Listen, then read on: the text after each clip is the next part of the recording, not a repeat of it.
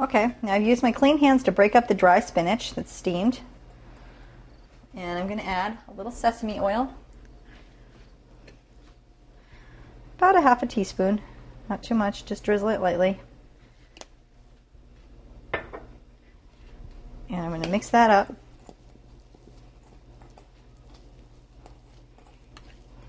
It's really nice and easy if you use your fingers. And I'm going to add about a half a teaspoon of sesame seeds. Just sprinkle them to cover and then mix.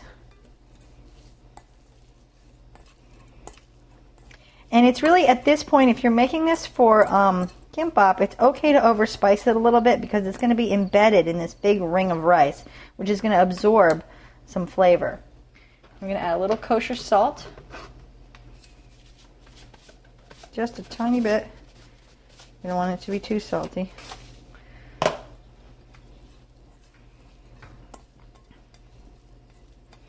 Okay, and then I'm going to take it and set it aside on my plate, which is going to have all our ingredients.